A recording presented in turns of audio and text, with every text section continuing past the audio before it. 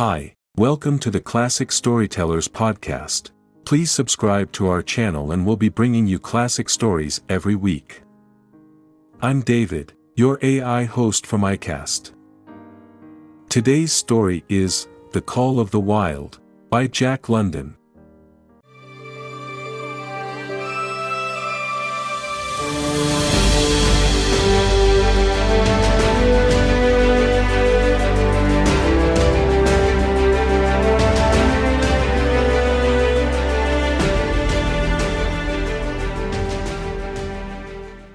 Chapter 1, Into the Primitive. Old longing's nomadic leap. Chafing at custom's chain. Again from its brumal sleep. Wakens the ferine strain. Buck did not read the newspapers, or he would have known that trouble was brewing, not alone for himself, but for every tidewater dog, strong of muscle and with warm, long hair, from Puget Sound to San Diego. Because men, groping in the Arctic darkness, had found a yellow metal. And because steamship and transportation companies were booming the find, thousands of men were rushing into the Northland. These men wanted dogs, and the dogs they wanted were heavy dogs, with strong muscles by which to toil, and furry coats to protect them from the frost. Buck lived at a big house in the sun-kissed Santa Clara Valley. Judge Miller's place, it was called. It stood back from the road, half hidden among the trees, through which glimpses could be caught of the wide cool veranda that ran around its four sides. The house was approached by graveled driveways which wound about through wide-spreading lawns and under the interlacing boughs of tall poplars. At the rear things were on even a more spacious scale than at the front. There were great stables, where a dozen grooms and boys held forth, rows of vine-clad servants' cottages, an endless and orderly array of outhouses, long grape arbors, green pastures, orchards, and berry patches. Then there was the pumping plant for the artesian well, and the big cement tank where Judge Miller's boys took their morning plunge and kept cool in the hot afternoon. And over this great domain Buck ruled. Here he was born, and here he had lived the 4 years of his life. It was true, there were other dogs. There could not but be other dogs on so vast a place, but they did not count.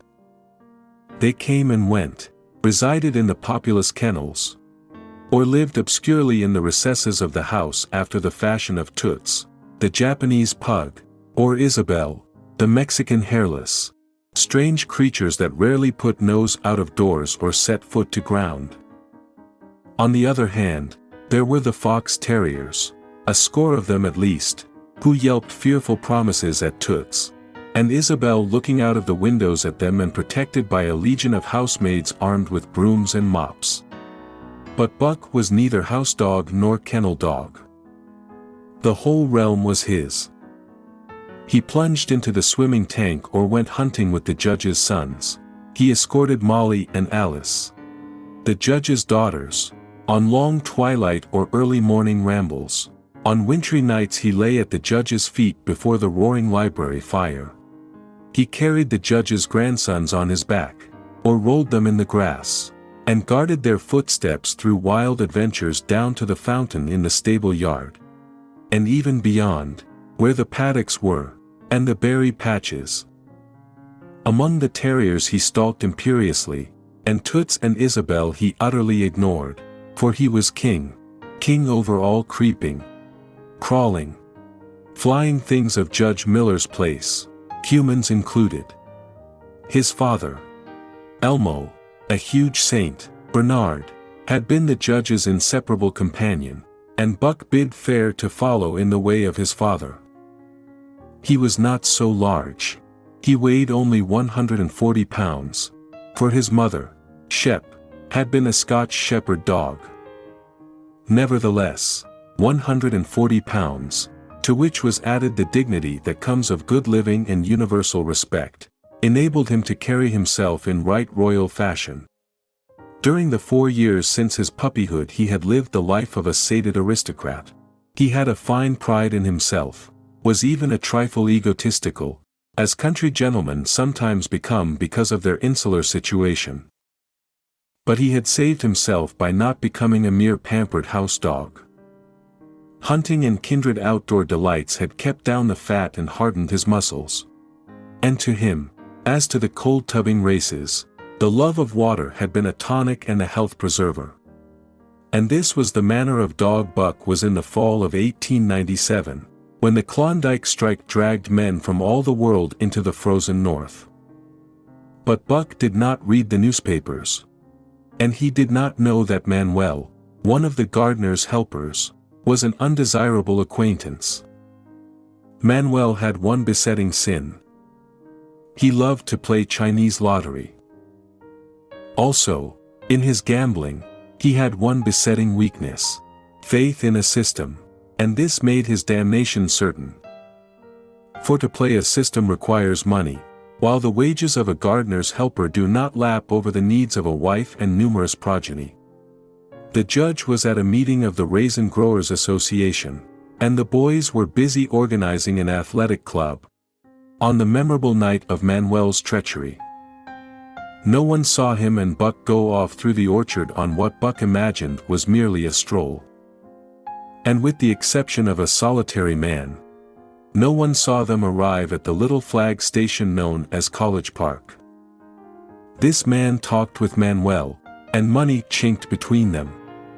"You might wrap up the goods before you deliver 'em," the stranger said gruffly, and Manuel doubled a piece of stout rope around Buck's neck under the collar.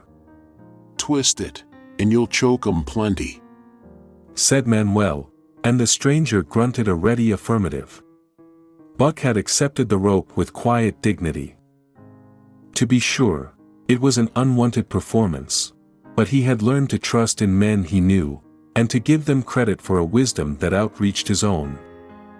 But when the ends of the rope were placed in the stranger's hands, he growled menacingly. He had merely intimated his displeasure, in his pride believing that to intimate was to command. But to his surprise the rope tightened around his neck, shutting off his breath. In quick rage he sprang at the man, who met him halfway, grappled him close by the throat, and with a deft twist threw him over on his back.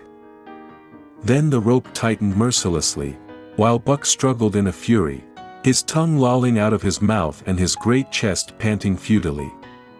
Never in all his life had he been so vilely treated, and never in all his life had he been so angry. But his strength ebbed, his eyes glazed, and he knew nothing when the train was flagged and the two men threw him into the baggage car. The next he knew, he was dimly aware that his tongue was hurting and that he was being jolted along in some kind of a conveyance. The hoarse shriek of a locomotive whistling a crossing told him where he was. He had traveled too often with the judge not to know the sensation of riding in a baggage car. He opened his eyes, and into them came the unbridled anger of a kidnapped king. The man sprang for his throat, but Buck was too quick for him. His jaws closed on the hand, nor did they relax till his senses were choked out of him once more. "Yep, as fits," the man said, hiding his mangled hand from the baggage man, who had been attracted by the sounds of struggle. "I'm taking them up for the boss to Frisco. A crack dog doctor there thinks that he can cure 'em." Concerning that night's ride, the man spoke most eloquently for himself, in a little shed back of a saloon on the San Francisco waterfront. "All I get is 50 for it. And I wouldn't do it over for 1,000. Cold cash." His hand was wrapped in a bloody handkerchief, and the right trouser leg was ripped from knee to ankle. "How much did the other mug get?" the saloon keeper demanded. 100. Wouldn't take a soul less. So help me. "That makes 150. The saloon keeper calculated. "And he's worth it, or I'm a squarehead." The kidnapper undid the bloody wrappings and looked at his lacerated hand. If I don't get the hydrophobia, "It'll be because you was born to hang." laughed the saloon keeper. Here, lend me a hand before you pull your freight. Dazed, suffering intolerable pain from throat and tongue, with the life half throttled out of him, Buck attempted to face his tormentors. But he was thrown down and choked repeatedly, till they succeeded in filing the heavy brass collar from off his neck. Then the rope was removed, and he was flung into a cage-like crate. There he lay for the remainder of the weary night, nursing his wrath and wounded pride. He could not understand what it all meant. What did they want with him, these strange men? Why were they keeping him pent up in this narrow crate? He did not know why, but he felt oppressed by the vague sense of impending calamity. Several times during the night he sprang to his feet when the shed door rattled open, expecting to see the judge, or the boys at least. But each time it was the bulging face of the saloon keeper that peered in at him by the sickly light of a tallow candle. And each time the joyful bark that trembled in Buck's throat was twisted into a savage growl. But the saloon keeper let him alone, and in the morning 4 men entered and picked up the crate. More tormentors, Buck decided, for they were evil-looking creatures, ragged and unkempt, and he stormed and raged at them through the bars. They only laughed and poked sticks at him, which he promptly assailed with his teeth till he realized that that was what they wanted. Whereupon he lay down sullenly and allowed the crate to be lifted into a wagon. Then he, and the crate in which he was imprisoned, began a passage through many hands. Clerks in the express office took charge of him. He was carted about in another wagon. A truck carried him, with an assortment of boxes and parcels, upon a ferry steamer. He was trucked off the steamer into a great railway depot, and finally he was deposited in an express car. For 2 days and nights this express car was dragged along at the tail of shrieking locomotives. And for 2 days and nights Buck neither ate nor drank. In his anger he had met the first advances of the express messengers with growls, and they had retaliated by teasing him. When he flung himself against the bars, quivering and frothing, they laughed at him and taunted him. They growled and barked like detestable dogs, mewed, and flapped their arms and crowed. It was all very silly, he knew, but therefore the more outrage to his dignity, and his anger waxed and waxed. He did not mind the hunger so much, but the lack of water caused him severe suffering and fanned his wrath to fever pitch. For that matter, high-strung and finely sensitive, the ill treatment had flung him into a fever, which was fed by the inflammation of his parched and swollen throat and tongue. He was glad for one thing: the rope was off his neck. That had given them an unfair advantage. But now that it was off, he would show them. They would never get another rope around his neck. Upon that he was resolved. For 2 days and nights he neither ate nor drank, and during those 2 days and nights of torment, he accumulated a fund of wrath that boded ill for whoever first fell foul of him. His eyes turned bloodshot, and he was metamorphosed into a raging fiend. So changed was he that the judge himself would not have recognized him. And the express messengers breathed with relief when they bundled him off the train at Seattle. For men gingerly carried the crate from the wagon into a small, high-walled backyard. A stout man, with a red sweater that sagged generously at the neck, came out and signed the book for the driver. That was the man, Buck divined, the next tormentor, and he hurled himself savagely against the bars. The man smiled grimly, and brought a hatchet and a club. You ain't going to take him out now? The driver asked. Sure. The man replied. Driving the hatchet into the crate for a pry, there was an instantaneous scattering of the 4 men who had carried it in, and from safe perches on top the wall they prepared to watch the performance. Buck rushed at the splintering wood, sinking his teeth into it, surging and wrestling with it.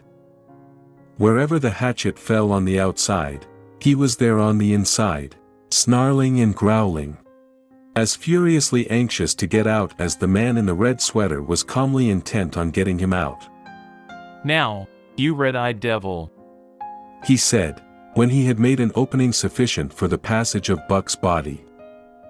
At the same time he dropped the hatchet and shifted the club to his right hand.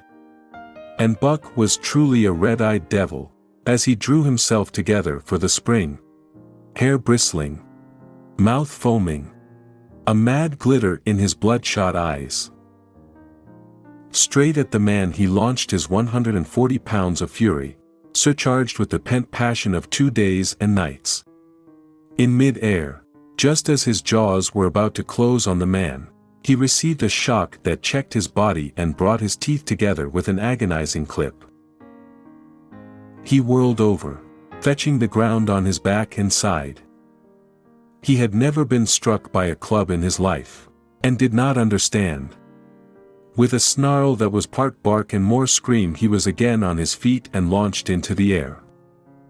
And again the shock came and he was brought crushingly to the ground. This time he was aware that it was the club, but his madness knew no caution. A dozen times he charged, and as often the club broke the charge and smashed him down. After a particularly fierce blow, he crawled to his feet, too dazed to rush. He staggered limply about, the blood flowing from nose and mouth and ears. His beautiful coat sprayed and flecked with bloody slaver. Then the man advanced and deliberately dealt him a frightful blow on the nose. All the pain he had endured was as nothing compared with the exquisite agony of this. With a roar that was almost lion-like in its ferocity, he again hurled himself at the man. But the man, shifting the club from right to left, coolly caught him by the under jaw, at the same time wrenching downward and backward. Buck described a complete circle in the air, and half of another, then crashed to the ground on his head and chest. For the last time he rushed. The man struck the shrewd blow he had purposely withheld for so long, and Buck crumpled up and went down, knocked utterly senseless. He's no slouch at dog break-in. That's what I say. One of the men on the wall cried enthusiastically. Druther break cayuses any day, and twice on Sundays, was the reply of the driver, as he climbed on the wagon and started the horses. Buck's senses came back to him, but not his strength. He lay where he had fallen. And from there he watched the man in the red sweater. answers to the name of Buck. The man soliloquized, quoting from the saloon keeper's letter which had announced the consignment of the crate and contents. Well, Buck, my boy, he went on in a genial voice. we've had our little ruction, and the best thing we can do is to let it go at that. You've learned your place, and I know mine. Be a good dog and all LL go well and the goose hang high. Be a bad dog, and I'll whale the stuffing out of you. Understand? As he spoke he fearlessly patted the head he had so mercilessly pounded, and though Buck's hair involuntarily bristled at touch of the hand, he endured it without protest. When the man brought him water he drank eagerly, and later bolted a generous meal of raw meat, chunk by chunk, from the man's hand. He was beaten. But he was not broken. He saw, once for all, that he stood no chance against a man with a club. He had learned the lesson. And in all his afterlife he never forgot it. That club was a revelation. It was his introduction to the reign of primitive law. And he met the introduction halfway. The facts of life took on a fiercer aspect, and while he faced that aspect uncowed, he faced it with all the latent cunning of his nature aroused. As the days went by, other dogs came.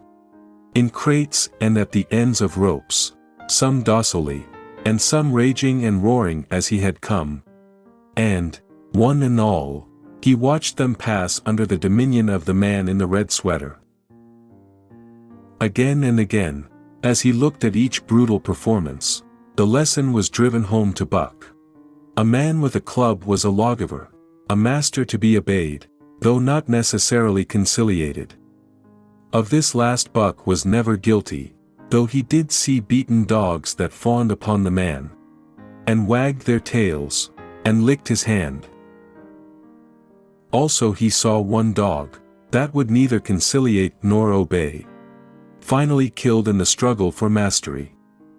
Now and again men came, strangers, who talked excitedly, wheedlingly, and in all kinds of fashions to the man in the red sweater. And at such times that money passed between them, the strangers took one or more of the dogs away with them. Buck wondered where they went, for they never came back. But the fear of the future was strong upon him, and he was glad each time when he was not selected. Yet his time came, in the end, in the form of a little weazened man who spat broken English and many strange and uncouth exclamations which Buck could not understand. "Sacredam!" he cried, when his eyes lit upon Buck. "Dat one damn bully dog! Eh? How much?" 300, and a present at that. Was the prompt reply of the man in the red sweater. And seem it's government money, you ain't got no kick coming, huh, Perot? Perot grinned. Considering that the price of dogs had been boomed skyward by the unwanted demand, it was not an unfair sum for so fine an animal. The Canadian government would be no loser, nor would its dispatches travel the slower. Perot knew dogs, and when he looked at Buck he knew that he was 1 in 1,000. 1 in 10,000. He commented mentally. Buck saw money pass between them, and was not surprised when Curly, a good-natured Newfoundland, and he were led away by the little weazened man. That was the last he saw of the man in the red sweater, and as Curly and he looked at receding Seattle from the deck of the Narwhal, it was the last he saw of the warm Southland. Curly and he were taken below by Perot and turned over to a black-faced giant called François. Perot was a French-Canadian, and swarthy, but François was a French-Canadian half-breed, and twice as swarthy. They were a new kind of men to Buck, and while he developed no affection for them, he none the less grew honestly to respect them. He speedily learned that Perot and François were fair men, calm and impartial in administering justice, and too wise in the way of dogs to be fooled by dogs. In the tween decks of the Narwhal, Buck and Curly joined 2 other dogs. One of them was a big, snow-white fellow from Spitzbergen who had been brought away by a whaling captain, and who had later accompanied a geological survey into the Barrens. He was friendly, in a treacherous sort of way, smiling into one's face the while he meditated some underhand trick, as, for instance, when he stole from Buck's food at the first meal. As Buck sprang to punish him, the lash of François' whip sang through the air, reaching the culprit first, and nothing remained to Buck but to recover the bone. That was fair of François, he decided, and the half-breed began his rise in Buck's estimation. The other dog made no advances, nor received any. Also, he did not attempt to steal from the newcomers. He was a gloomy, morose fellow, and he showed Curly plainly that all he desired was to be left alone. And further, that there would be trouble if he were not left alone. Dave, he was called. And he ate and slept, or yawned between times, and took interest in nothing, not even when the Narwhal crossed Queen Charlotte Sound and rolled and pitched and bucked like a thing possessed. When Buck and Curly grew excited, Half wild with fear, he raised his head as though annoyed, favored them with an incurious glance, yawned, and went to sleep again. Day and night the ship throbbed to the tireless pulse of the propeller, and though one day was very like another, it was apparent to Buck that the weather was steadily growing colder. At last, one morning, the propeller was quiet, and the narwhal was pervaded with an atmosphere of excitement. He felt it, as did the other dogs, and knew that a change was at hand. Francois leashed them and brought them on deck. At the first step upon the cold surface, Buck's feet sank into a white mushy something very like mud. He sprang back with a snort. More of this white stuff was falling through the air. He shook himself, but more of it fell upon him. He sniffed it curiously, then licked some up on his tongue. It bit like fire, and the next instant was gone. This puzzled him. He tried it again, with the same result. The onlookers laughed uproariously, and he felt ashamed. He knew not why, for it was his first snow.